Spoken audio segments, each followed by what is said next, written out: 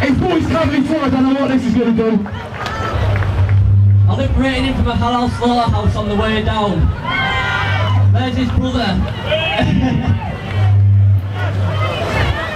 So greetings infidels. Look at all those proud patriotic faces of the English Defence League.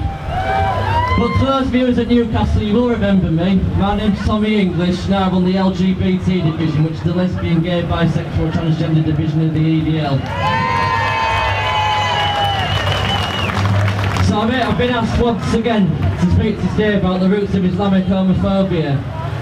The roots of Islamic homophobia, of course, come from the Quran. In the Quran it states quite clearly that homosexuals should be punished. In chapter 29 it states, "Ye do commit lewdness such as no people in creation ever committed before you. Ye indeed approach men and cut off the highway, and practice wickedness even in your councils. But his people gave no answer but this, bring us the wrath of Allah." When the BBC did the programme My Brother the Jihadist, Richard Darp stated homosexuality is sick. And for those so-called anti-fascists who aim to combat homophobia, where was their outrage? Mehdi Hassan is a Muslim who claims to be a socialist, and he's on our TV every other week. He admits to being homophobic, and the left never complain about that. But if someone admitted to being Islamophobic, they'd never get invited onto Question Time. Swing round here. In 2002 in Holland, an openly gay man called Pim Fortuyn was expected to win the elections and become Prime Minister. And one of his main policies was to stop all Muslim immigration into Holland. And a few days before those elections, he was assassinated by the fascist left.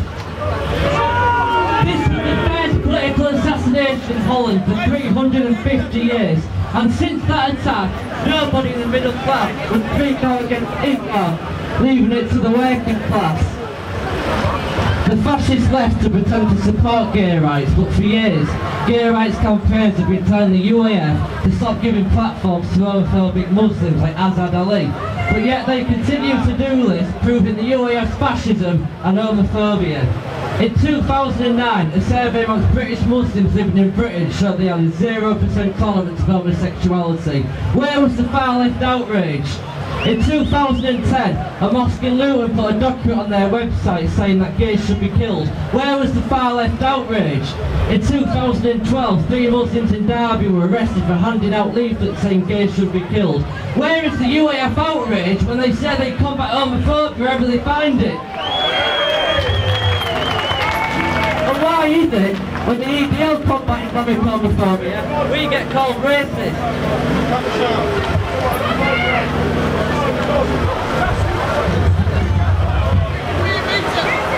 The EDL has done more to combat Islamic homophobia than the fascist UAF.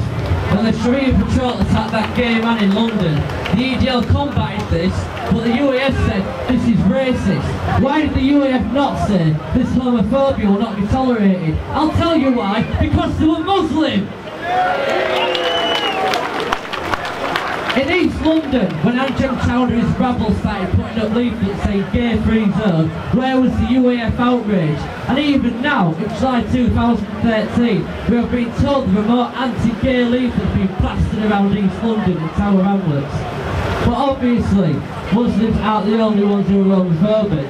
Statistics show that 40% of this country are homophobes.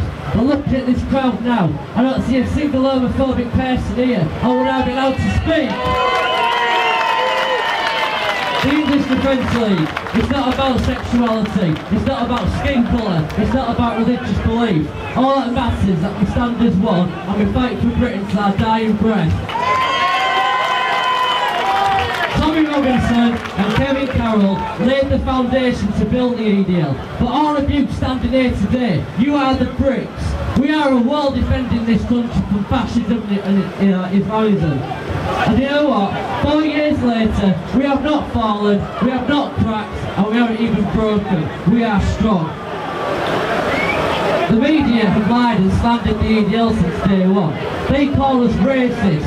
They call us fascists, they call us Nazi, they call us Islam, they call us homophobic, they call us violent. And why? Because we are not afraid to speak out. They say there is no LGBT division of the ADL, and the reason why they say this is because they want to try and silence us.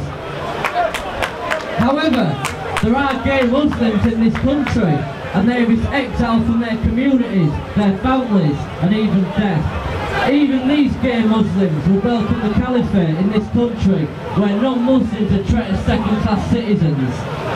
Sharia law is no different than the Third Reich. One dictatorship, opposition crushed, women's rights taken away, and told their one job is to support their families. It is ruled by fear and intimidation, and those who are not pure in their mind are to be killed, namely homosexuals, Christians, Jews, atheists and Buddhists. Maududi, who is named the most powerful Muslim of the 20th century, said Islam is fascism, and many organisations in Britain follow this man. How can the UAF defend a fascist belief? Because in reality, they're not opposed to fascism, they're opposed to Britain.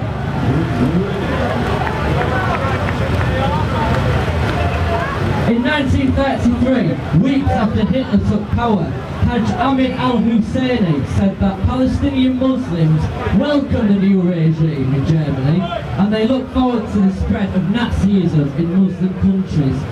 In 1941, Adolf Hitler met with al-Husseini about forming an alliance between the Axis powers and the Muslims.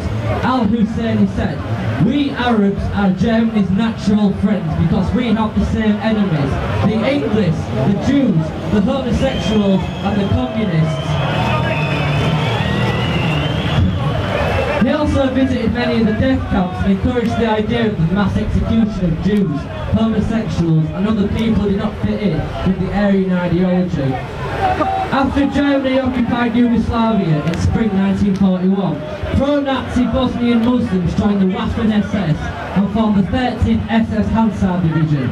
This division committed terrible atrocities to Serbian homosexuals and Jews that even the Waffen-SS found sick by their standards. They would kill parents in front of their children, rape the bodies and then execute the children. Even without Hajj Amin al-Husseini, Hitler admitted that his genocidal invasion of Poland was inspired by the 1915 Muslim genocide of over 1 million Christians. To this day, Turkish Muslims deny that this genocide took place. That's as if Germany was still being run by the Nazis who deny that the Holocaust ever took place. Do these sound like the acts of a religion of peace? The UAF lie and say these atrocities did not happen at the hands of Muslims in World War I and World War II. But you can look it up for yourselves. So I'm going to ask you all a question. Will Islam ever become a tolerant and understanding religion? But to the EDL, are we diverse? Are we tolerant and accepting? You can slander us, you can lie about us, but you can attack us. But 4 years later, we're still marching on proudly. We can't afford to be silent. We can't afford to surrender. If we don't fight this evil that's brewing in our country, it's going to be up to the next generation of children, and by then it will be too late. God bless you all, God bless Birmingham, and God bless British Armed Forces. Thank you very much indeed. Never surrender ever.